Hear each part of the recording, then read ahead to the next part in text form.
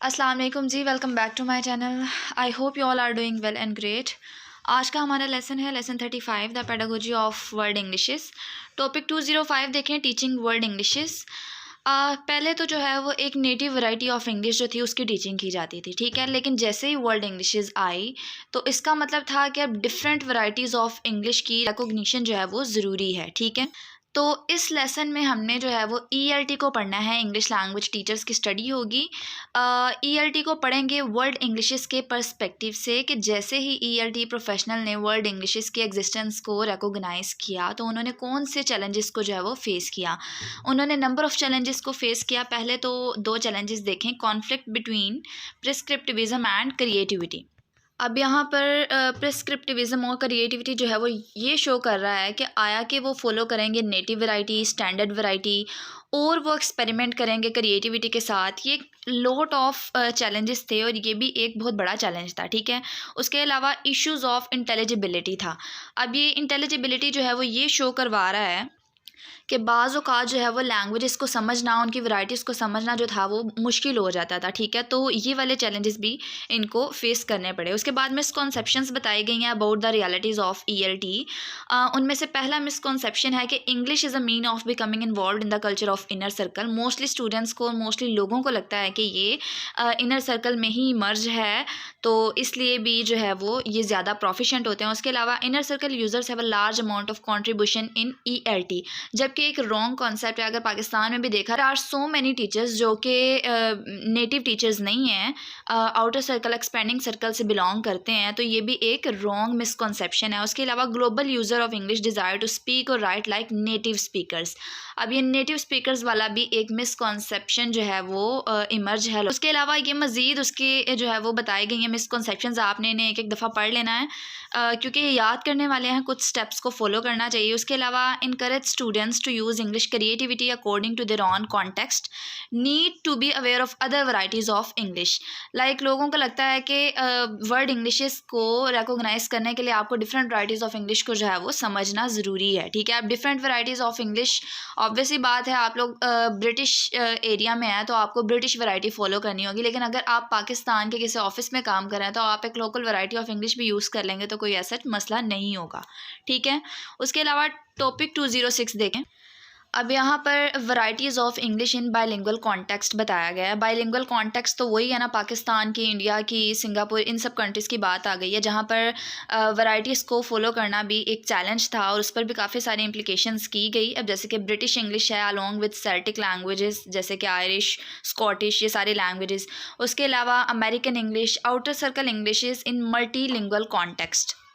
ये एक नॉर्मल सा कॉन्सेप्ट है, ये आप लोगों को पता होना चाहिए कि कौन कौन सी इंग्लिशेस थी जो कि वैराइटीज़ ऑफ इंग्लिशेस जो है वो आज इमर्ज हैं। और अगर अमेरिकन इंग्लिश की बात की जाए तो इसे भी लॉट ऑफ चैलेंजेस फेस करने पड़े थे एंड देन जाके ये एक स्टैंडर्ड वैरायटी ऑफ इंग्लिश बनी थी।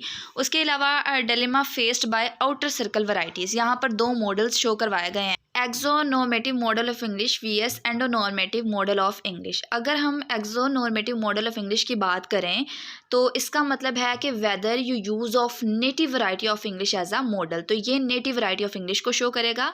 और जब हम एंडोनॉर्मेटिव मॉडल ऑफ इंग्लिश की बात करें तो ये local variety of English use जो है वो उसको शो करेगा, जो कि पाकिस्तान में, सिंगापुर में, इंडिया में, इन सब जगहों पर यूज़ की जाती हैं, ठीक है। अब यहाँ उन्होंने बताया है कि क्लासरूम जो होते हैं वो एक तरह से एक टेस्टिंग ग्राउंड होता है, टेस्टिंग ग्राउंड होते हैं for the selection of a variety as standard, ठीक है। अब यहाँ पर बताया है कि टीचर्स जो होते हैं वो प्रोवाइड करते हैं एंडोनॉर्मेटिव मॉडल बाय डिफ़ॉल्ट। अब जो टीचर्स जो हैं वो आउटर या एक्सपेंडिंग सर्कल से बिलोंग करते हैं तो वो बाय डिफ़ॉल्ट एंडोनॉर्मेटिव मॉडल जो है वो प्रोवाइड कर देते हैं। अब यहाँ पर उन्होंने कहा shift of standard from exonormative model to endonormative model, ठीक है। तो ये भी एक चैलेंज है, लेकिन वक्त के साथ साथ जो है वो ये सब कॉन्ट्रीब्यूशन एस्टेब्लिशमेंट्स जो हैं वो की जा रही हैं, ठीक है। उसके अलावा टॉपिक 207 देखें। अब यहाँ पर जो है वो हमने कुछ स्ट्रेटजीज़ देखनी है जो कि ईएलटी प्रोफेशनल्स जो हैं वो यूज़ कर सकते हैं, ठीक है। अब यहाँ पर mono model vs poly model आ जाएगा। मोनो मॉडल मीन के यूज्ड वन मॉडल और पॉली मॉडल जो है वो नंबर ऑफ़ मॉडल्स। जैसे कि मैंने आप लोगों को ऊपर एग्जांपल दी है कि अगर आप ब्रिटिश एरिया में हैं या अगर आप ब्रिटिश ऑफिस में हैं तो आपको ब्रिटिश वैरायटी फ़ॉलो करनी होगी। लेकिन अगर आप पाकिस्तान के किसी ऑफिस में हैं तो आप एक नॉर्मल वैरायटी या एक लोकल वैरायटी, इंडिजनाइज्ड वैरायटी भी यूज़ कर लेंगे तो वो चल जाएगी। ठीक है, ये जो ऊपर वाला पैराग्राफ है इसको उन्होंने दोबारा से नीचे प्रिंट कर दिया है, इसलिए आप लोगों को समझ आ जाना चाहिए what is monomodal and what is polymodal. ठीक है, आप लोगों को मोनोमोडल और पॉलीमोडल का पता चल चुका है, तो जस्ट कॉन्सेप्ट काफ़ी है। ठीक है, उसके बाद यहाँ पर कुछ सजेशंस कि इनर सर्कल जो टीचर्स हैं उन्हें चाहिए कि वो इंट्रोड्यूस करवाएं वर्ल्ड इंग्लिश को इन द क्लासरूम। एक तो नेटिव वैरायटी है, लेकिन वर्ल्ड इंग्लिश के पर्सपेक्टिव से देखें तो there are lot of different varieties of English जो कि जिसकी अवेयरनेस जो है वो बहुत ज़्यादा ज़रूरी है। उसके अलावा इनर सर्कल स्टूडेंट्स के लिए जो है वो ज़्यादा टॉलरेंस और एक्सेप्टेबिलिटी होनी चाहिए फॉर दीज वैराइटीज़। ना सिर्फ इनर सर्कल स्टूडेंट्स के लिए, आउटर सर्कल, एक्सपेंडिंग सर्कल, हर उस स्टूडेंट के लिए जो कि लर्न कर रहा है इंग्लिश लैंग्वेज को या सेकंड लैंग्वेज को। ठीक है, उसके बाद outer and expanding circle classroom की बात की गई है कि text book focus on inner circle varieties. अगर हम टेक्स्ट बुक की बात करें तो ज़्यादातर जो चीज़ें हैं वो सब इंग्लिश को फॉलो करती हैं और सब कुछ जो है वो इंग्लिश में है। उसके अलावा research studies to write awareness of student about the differences in local and international standards. तो वो वही बात आ गई है कि अवेयरनेस बहुत ज़्यादा ज़रूरी है, ज़्यादा टॉलरेंस और एक्सेप्टेबिलिटी होनी चाहिए इन वैराइटीज़ के लिए। ठीक है, उसके बाद हमारे पास जो है वो टॉपिक 208 आ जाता है। अब यहाँ पर हमने native vs non native teachers की स्टडी करनी है।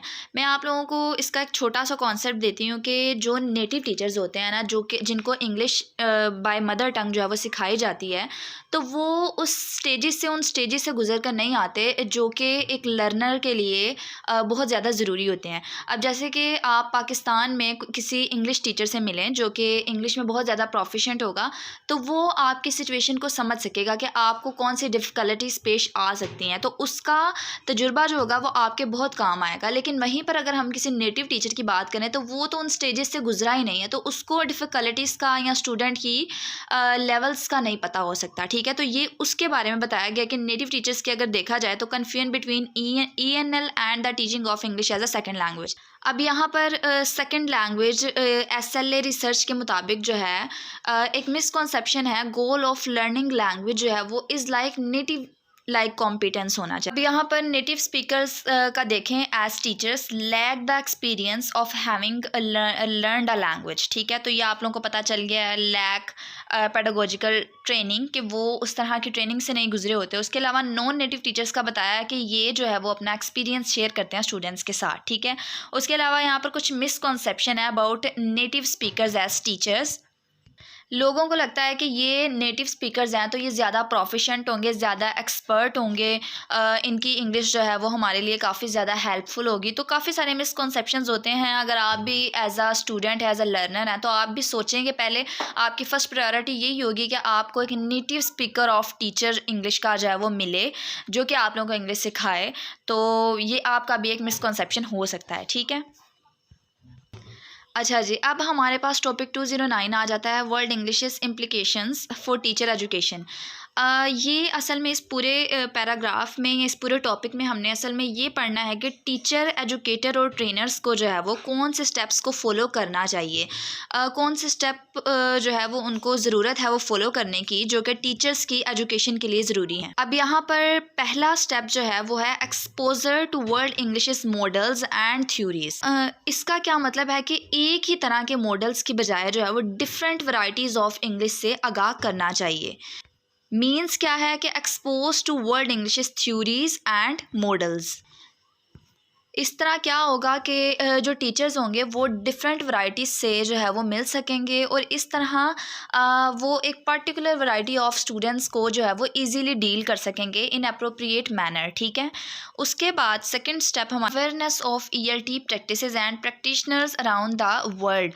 तो क्या होता है कि ज़्यादातर जो लर्नर्स होते हैं वो आउट और एक्सपेंडिंग सर्कल से आते हैं, ऐसा ही है, तो उनको जो है वो लॉट ऑफ इनपुट जो है वो प्रोवाइड करना ज़रूरी होता है उनके वे में, कि उनको ऐसा डाटा प्रोवाइड किया जाए उनके लिए बेनिफिशियल हो और इन ईजी वे हो। ठीक है, तो ये एम्फसाइज करता है on the need from input in teaching education from outer and expanding circle. तो ये वही बात बताई है जो मैंने आप लोगों को बता दी है। ठीक है, उसके बाद पॉइंट 3 में क्या है, थर्ड पॉइंट में जो है वो need to adopt more practical view या मोर प्रैग्मेटिक व्यू।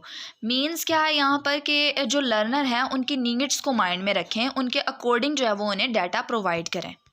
और जो चौथा पॉइंट है उसमें टीचर, एजुकेटर्स और ट्रेनर्स जो होते हैं, ये असल में टीचर के, एजुकेटर्स और ट्रेनर्स की बात की जा रही है कि फाइनली एट द एंड उन्हें क्या चाहिए, उन्हें चाहिए अवेयरनेस होनी चाहिए टू रेजिस्ट लिंग्विस्टिक इम्पीरियलिज्म, ठीक है, removing the notion of inner circle variety being superior to other varieties. मैं इसको हाईलाइट भी कर देती हूँ, इट इज़ इम्पॉर्टेंट।